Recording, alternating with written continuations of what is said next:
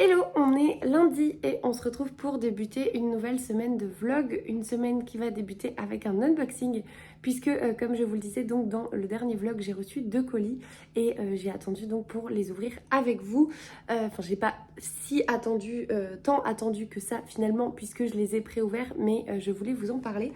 Donc le premier colis c'est un colis qui nous vient des éditions Fayard. C'est la première fois je crois que je reçois un colis des éditions Fayard.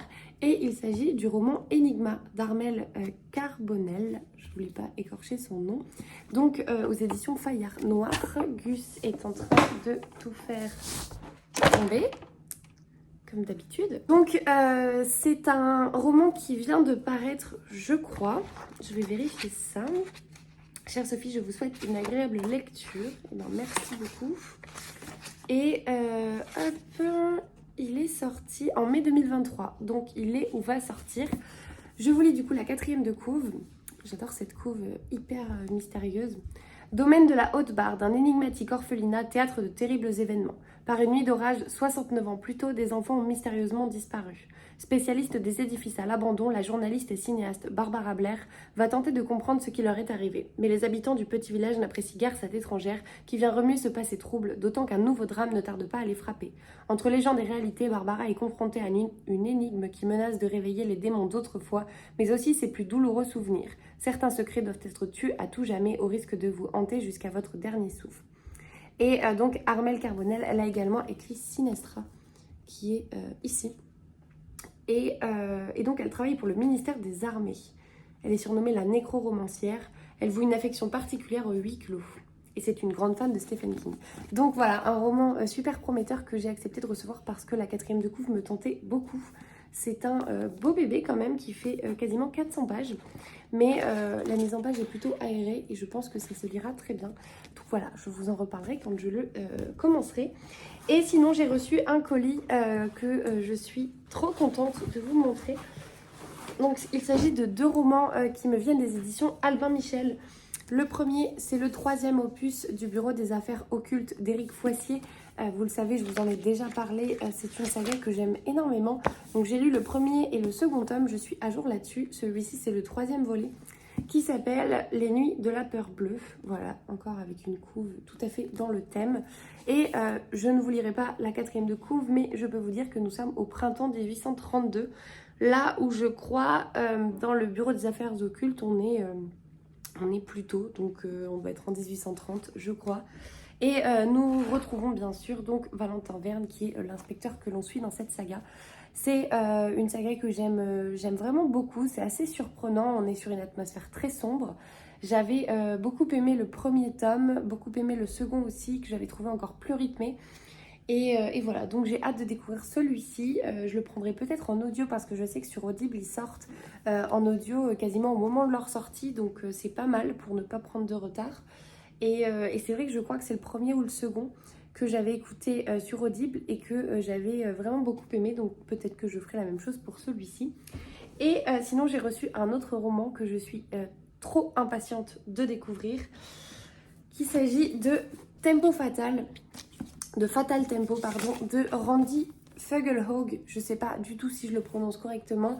Randy Fugelhaug, c'est l'autrice qui a écrit La Fille de l'air. Et La Fille de l'air, c'est un roman que j'avais lu, paru là aussi aux éditions Albin Michel, que j'ai lu il y a un an et demi, un an et demi, je crois. Quand il est sorti, en fait, je l'avais reçu de chez Albin Michel. Et j'avais adoré, ça se passe en Norvège, à Voss, je crois. Je ne sais plus du tout. Bref, et nous suivons donc un personnage qui s'appelle Agnès Dvet et qui est journaliste. Oui, c'est ça, on est à Voss. Et donc là, c'est la suite. J'avais adoré le premier, c'était une très bonne surprise, j'avais aucune attente par rapport à cette lecture et j'avais vraiment beaucoup aimé. Donc très heureuse de retrouver la plume de Randy Fugelhaug dans celui-ci. Je ne peux pas vraiment vous donner la 4e de couve parce qu'elle spoil énormément, rien qu'en 3 lignes, le premier tome. Mais voilà, on retrouve ce même personnage d'Agnès Dvet dans un suspense drôle et percutant qui consacre Randy Fugelhaug comme la nouvelle reine du polar norvégien. Voilà, je ne peux pas faire mieux que cette description. Donc, il vient de sortir chez Albin Michel. Et du coup, merci aux équipes Alban Michel pour l'envoi de ces 2 livres que je suis impatiente de découvrir. Dans le vlog précédent, du coup, je vous parlais de ma lecture en cours de Rendez-vous avec la menace de Julia Chapman que je n'ai pas encore terminée. J'étais censée le terminer hier soir, mais je me suis éteinte. Donc, il me reste 45 pages. Là, c'est sûr et certain, je le termine ce soir. Donc, je vous en reparlerai ou pas, peut-être pas, parce que je pense que je vous reprendrai jeudi. Demain, donc, je pars à Paris. Demain, on est mardi. Je pars à Paris mardi, mercredi cette semaine. Donc, ça va être assez court. Je vais en profiter, je pense, pour avancer dans mes lectures. Et voilà, tout simplement. Donc, celui-ci, je ne vous en reparlerai peut-être pas. Toujours est-il que j'adore cette lecture, que je n'ai pas du tout envie de quitter les personnages. Je pense que je ne vais pas énormément tarder pour lire Rendez-vous avec le diable, qui est donc le dernier tome paru, le tome 8, parce que celui-ci, j'adore. Je trouve que plus on approche de la fin de cette saga, plus il se passe de choses, plus il y a de révélations. Et plus il y a de suspense, plus également je m'attache aussi à tous ces personnages que l'on a rencontrés maintenant sur 7 tomes. Donc voilà, pour l'instant, un petit coup de cœur sur ce tome-ci, sans connaître le dénouement, mais finalement pour tous les rebondissements qu'il y a à l'intérieur, j'adore ma lecture. Donc je pense que c'est aussi pour ça que volontairement je le fais traîner. Et voilà, donc ça c'était le point lecture en cours. Jeudi du coup je vous prendrai à mon retour pour vous parler de ma ou mes 2 lectures en cours, puisque j'ai 2 lectures communes de prévues. Une sur laquelle je suis déjà totalement à la bourre, puisque Alizée l'a commencé hier je crois et elle l'a terminée. À la fois ça me rassure parce que du coup je sais qu'il se lit assez vite. Et donc voilà, je vous en reparlerai. Et une autre lecture, pareil, c'est un roman que j'ai acheté il y a très peu de temps. Enfin, c'est un livre, ce n'est pas un roman, c'est un indice. Et voilà, de toute façon, je vous parle de tout ça jeudi en vidéo. Et puis voilà.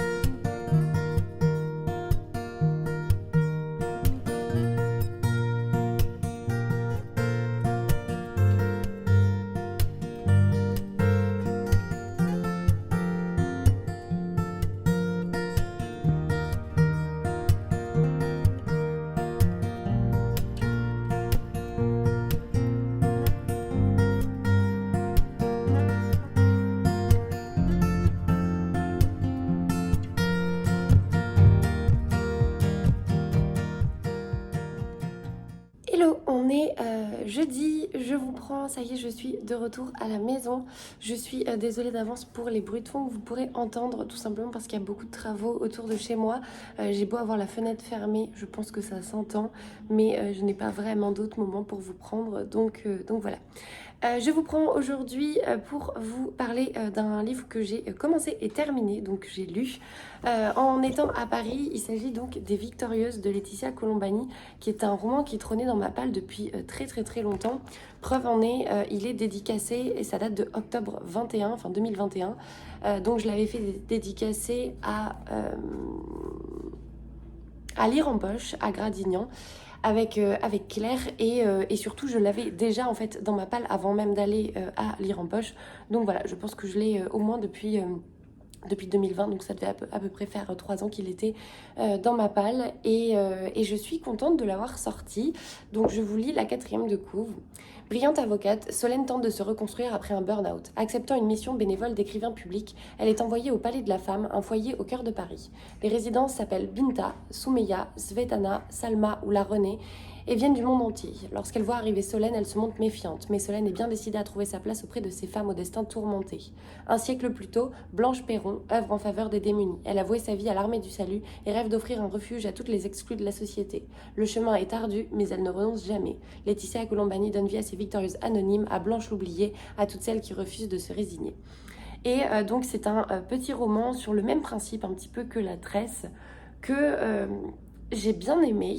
C'était une lecture facile globalement, mais il m'a manqué quelque chose, je pense, pour vraiment en parler comme étant une très bonne lecture.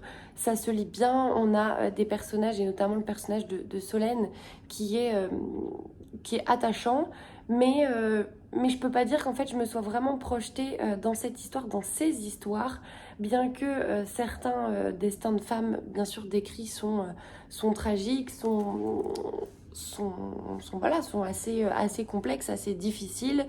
Bien évidemment, on a de la peine pour la situation de ces personnages, on a de la haine aussi envers un système, et c'est ce que dénonce l'autrice. Mais voilà, je dois dire que finalement, on reste un peu en surface de ces histoires. Et du coup, il m'a manqué quelque chose pour vraiment m'attacher, moi, à ces personnages, pour avoir, comment dire, pour arriver à me projeter aussi dans ces histoires. Donc, c'est une bonne lecture, mais je pense que c'est une lecture qui me marquera pas, justement parce que pour moi, on reste un peu trop en surface. Après, vous me direz, c'est un petit livre, donc forcément. Mais je trouve que sur certains petits livres, on arrive parfois plus à rentrer en profondeur dans l'histoire, dans la psychologie des personnages, dans ce qu'ils ont vécu. Et là, c'est vrai que j'ai trouvé que c'était pas tout à fait le cas. Donc, une bonne lecture, somme toute. J'avais, je pense, en comparaison, préféré La Tresse. Mais là aussi, sur La Tresse, je suis désolée, je me gratte le nez parce que j'éternue. Là aussi, sur La Tresse, il y avait eu un énorme engouement à la sortie de ce livre autour justement de La Tresse et de ce roman-là. Et déjà sur La Tresse, j'avais difficilement compris l'engouement, parce que voilà, c'était une bonne lecture, mais je peux pas dire que je me suis dit wow, ce livre a changé ma vie. Et là, j'ai un peu le même ressenti sur celui-ci. Donc voilà, je sais pas si je retenterai des lectures de l'autrice. Non pas que ce soit de mauvaises lectures, pas du tout, c'est très bien écrit, etc. etc. Je pense que c'est documenté aussi. On a une double temporalité. En soi, c'est très intéressant, mais il m'a manqué quelque chose pour que je sois vraiment à fond dans ma lecture. Voilà, donc pour cette lecture terminée. Et j'ai commencé une nouvelle lecture qui n'est autre que 3 vies par semaine de Michel Bussy. C'est un roman que j'avais reçu à sa sortie par les éditions Presse de la Cité. Et je n'ai donc jamais lu de Michel Bussy. C'est mon premier. Et franchement, je dois dire que c'est très très très addictif. Pour l'instant, j'aime beaucoup. En fait, dans cette histoire, comme le titre l'indique, nous allons découvrir un cadavre. Nous allons suivre donc un capitaine de police. Enfin, je ne sais pas si elle est capitaine. Euh, si, elle est capitaine, tout à fait.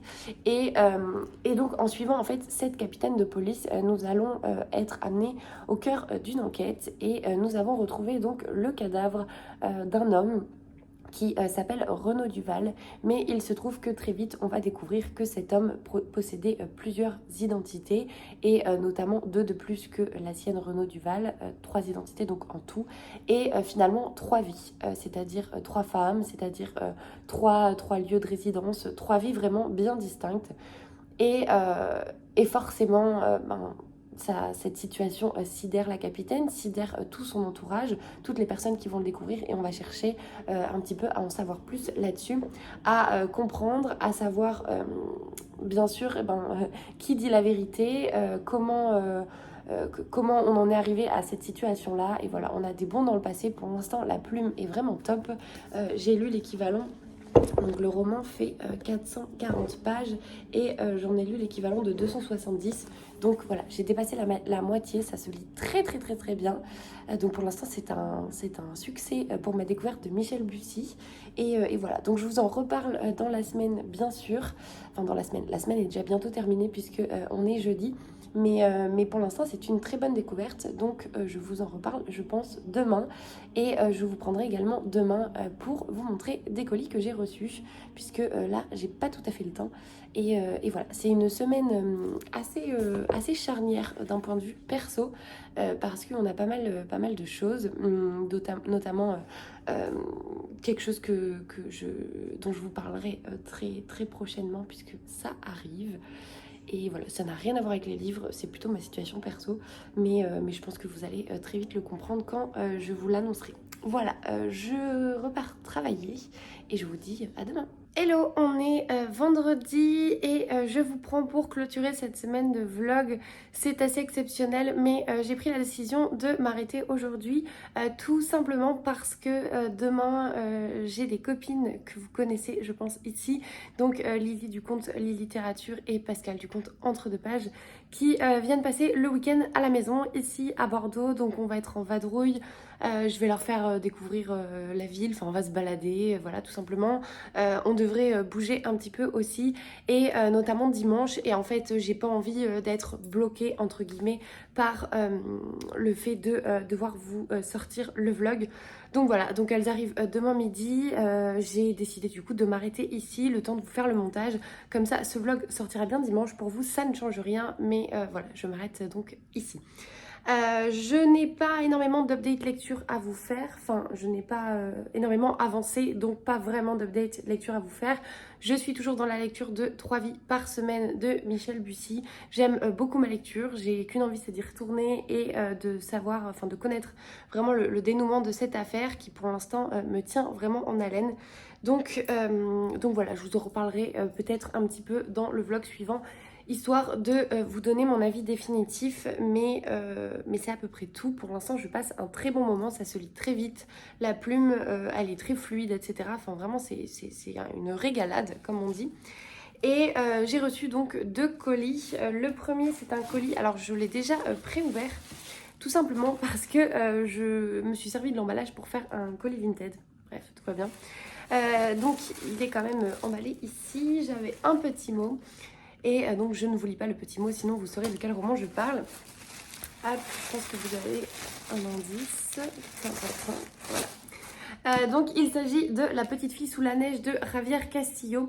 C'est un roman en fait que j'avais, qui est totalement passé à la trappe dans mon esprit lors de sa sortie, puisque j'avais reçu donc une proposition d'Albin Michel pour le découvrir et je sais pas, j'ai fait autre chose, je suis passée totalement à côté. Toujours est-il que quand ce roman est sorti, je m'en suis un petit peu mordu les doigts parce que finalement il me faisait très envie et donc je m'étais dit je le mets sur ma wishlist et quand j'aurai vraiment envie de le lire, j'irai l'acheter, aucun problème avec le fait de ne pas le recevoir, etc. Et puis finalement, Jodie, qui est, je crois, je sais pas si c'est l'attaché de presse enfin bref, m'a contactée pour me proposer de le découvrir. Et donc forcément, j'ai dit oui. Donc hop, il est paru chez Albin Michel il y a quelques mois déjà, puisqu'il était déjà sorti pour le Quai du Polar. Et l'auteur était d'ailleurs au Quai du Polar. Il est sorti, je n'ai pas du tout la date d'impression. Il est sorti en mars 2023, voilà. Donc ça fait déjà 2 mois. Il s'agit d'un thriller apparemment. Et je vous lis la 4e de couve. New York 1998. Pendant la parade de Thanksgiving, Kiera Templeton, 3 ans, disparaît. Après avoir fouillé toute la ville, on ne retrouve que quelques mèches de cheveux à côté des vêtements que portait la petite fille.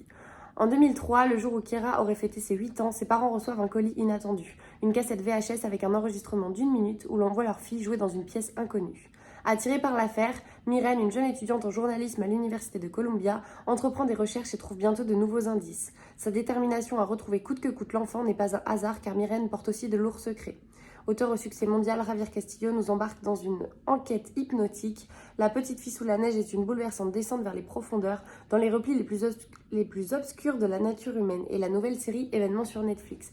Parce que oui, donc ça a été adapté sur Netflix et je vois au dos du roman qu'il a été traduit de l'espagnol par Romain Puertolas, qui n'est autre que l'auteur du Fakir resté coincé dans une armoire Ikea ou quelque chose comme ça, si vous connaissez. Donc je suis assez surprise, je ne savais pas qu'il faisait des traductions.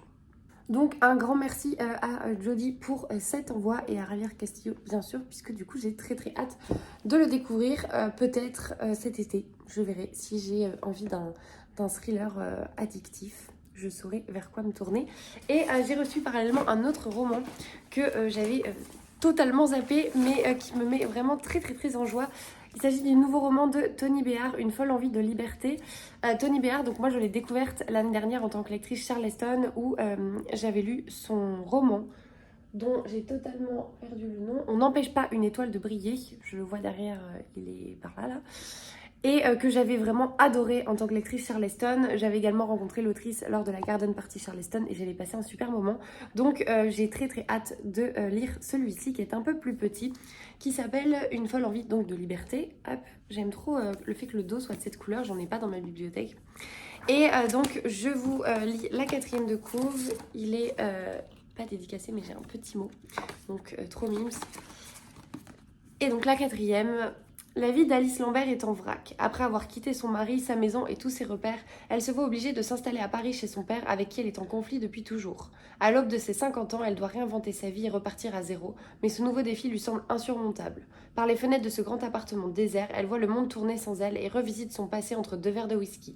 Son enfance chez ses grands-parents italiens, son adolescence rock'n'roll, ses blessures familiales mal cicatrisées, quel choix a-t-elle fait pour en arriver là ? Mais Alice n'est pas aussi seule qu'elle le croit. Soutenue par la fougueuse sororité des femmes du 19 bis boulevard Montmartre, elle va enfin oser se lancer dans de nouvelles expériences et peut-être même s'autoriser à vivre l'histoire d'amour qu'elle s'est toujours interdite. Car dans son cœur palpite une folle envie de liberté. Et je suis trop impatiente puisque donc Toni Béard, si vous ne connaissez pas, c'est une autrice Charleston, mais une autrice qui a une particularité, c'est que toutes ses intrigues, alors peut-être pas toutes, mais en tout cas une grosse partie de ses intrigues et de ses romans se déroulent au même endroit, à savoir au 19 bis boulevard Montmartre à Paris.